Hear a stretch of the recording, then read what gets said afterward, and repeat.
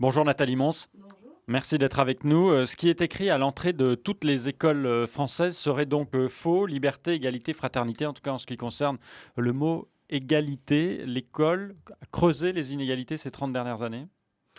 Oui, tout à fait. Nous avons essayé de répondre au Conseil national d'évaluation du système scolaire à une question qui est extrêmement grave. Hmm. C'est-à-dire pourquoi aujourd'hui, après 2010, la France est l'école où les inégalités sociales sont les plus élevées de l'ensemble des pays de l'OCDE. De l'ensemble des pays de l'OCDE. Ces inégalités se sont extrêmement creusées sur les 10 dernières années.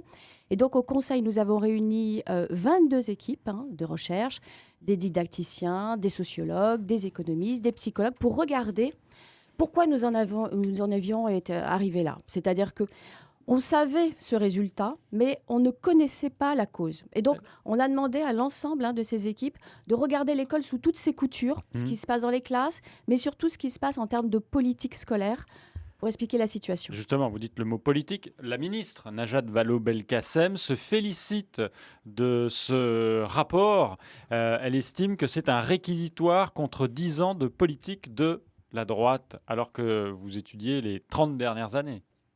Oui, le rapport n'est pas du tout, je dirais, politique. C'est-à-dire que Là, il est il est manipulé en vue de au-dessus, la prochaine élection il est présidentielle. au-dessus Utilisé. des alternances. C'est-à-dire qu'il regarde sans aucune polémique quelles politiques scolaires ont été menées depuis 30 ans. Mais Et Nathalie ce Mons, qui est ça veut dire que vous n'êtes singulier, pas capable de dire ce matin la gauche a fait mieux que la droite? ça n'est pas le propos. Ça n'est Est-ce que pas vous le pourriez le propos dire? ça n'est pas du tout le propos du rapport. Nous sommes aujourd'hui confrontés à des inégalités importantes. Les dernières évaluations nationales jusqu'en 2014-2015 nous montrent également qu'il y a encore évidemment des inégalités fortes. Ces inégalités, de toute façon, quelles que soient les politiques, n'évoluent que dans un temps moyen et long terme. Et donc, il s'agit ici plutôt de s'interroger sur ce qu'on a fait depuis une trentaine d'années. Et ce que l'on constate, c'est que la situation de la France est tout à fait singulière. Par rapport à l'ensemble des autres pays de l'OCDE, et notamment ceux qui réussissent bien dans PISA, on se rend compte que dans les autres pays, on a changé de politique. Quand? On a eu des vraies révolutions scolaires à partir des années 90, voire même 80, dans certains pays nordiques. On a changé de cap. Alors que nous sommes vraiment restés extrêmement fidèles à au moins 3 politiques qui ont creusé les inégalités. Les politiques d'éducation prioritaire, les relances perpétuelles du collège unique avec des dispositifs qui se sont finalement cumulés, et puis aussi des classes très ségrégatives comme les 3e de préparation à l'enseignement professionnel. Ne bougez C'est pas. ça qui fonde ces inégalités. Ne bougez pas, la suite dans quelques secondes. France Bleu Matin, il est 8h16. On va vous écouter, vous aussi, sur ce sujet en France. L'école aggrave les inégalités. Vous êtes d'accord, pas d'accord? Votre avis, vos expériences au 01 42 30 10 10. Noé Da Silva est l'invité de France Bleu Matin. La suite, vous êtes avec Nathalie Mons, présidente du Conseil national de l'évaluation du système scolaire. Est-ce que vous pouvez dire si c'est une question de moyens, d'investissement financier? Quand vous comparez avec les autres pays de l'OCDE, vous dites qu'on a plus d'inégalités chez nous. Est-ce que on est le pays qui investit le moins, par exemple? Non, la France investit largement dans le scolaire. Cependant, elle a mal investi quand on regarde l'allocation des moyens selon les niveaux d'enseignement. C'est-à-dire que là encore, la France est très singulière. On a eu finalement dans le passé un très faible investissement dans l'école primaire et au contraire un surinvestissement dans le lycée par rapport à ce qui se passe dans l'OCDE. Et ça a conduit à quoi? Ça a conduit finalement à donner moins de moyens à cette école primaire qui est tout à fait importante pour les premiers apprentissages. On comprend bien que si un enfant rate les premiers apprentissages, si l'entrée dans la lecture est difficile, si les premiers apprentissages en mathématiques ne sont pas réussis, on voit bien que la suite du parcours va être difficile. Ce qui a été fait là depuis 2012, et ça c'est un point je dirais positif, c'est qu'on a réorienté une partie des résultats et des moyens pour le primaire. Mais on a mis en place des dispositifs, par exemple, très concrètement, le dispositif plus de maîtres que de classe, qui doit permettre, par exemple, à 2 enseignants d'être dans la même classe en co-intervention et donc de permettre une différenciation pédagogique, un suivi plus personnalisé des enfants.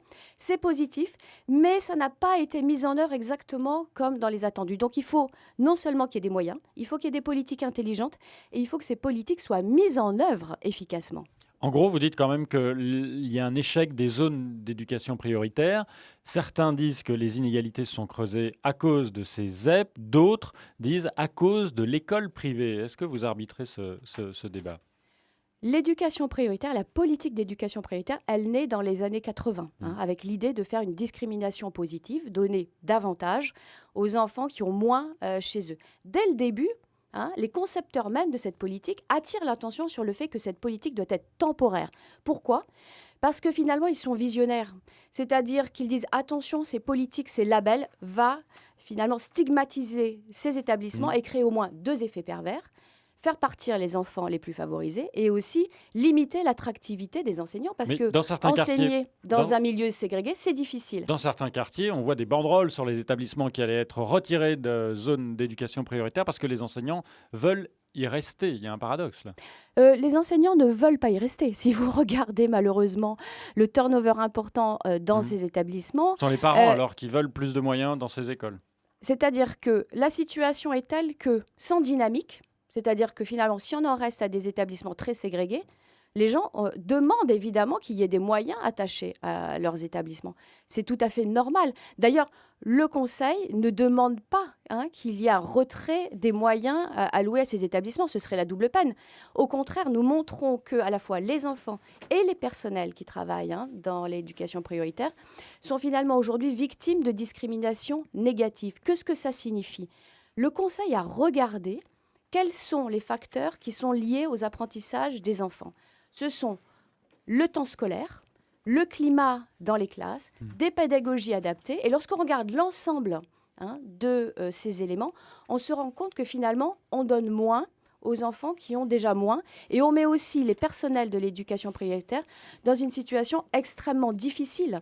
C'est-à-dire qu'ils sont très engagés, ils ont beau déployer tous les efforts, on voit bien que leurs efforts sont limités par la ségrégation, la concentration de difficultés scolaires dans les classes où ils sont. On retiendra ces chiffres. Au collège, les enseignants de ZEP estiment consacrer 21% du temps de classe à l'instauration et au maintien d'un climat favorable contre 16% hors de l'éducation prioritaire et 12% dans le privé.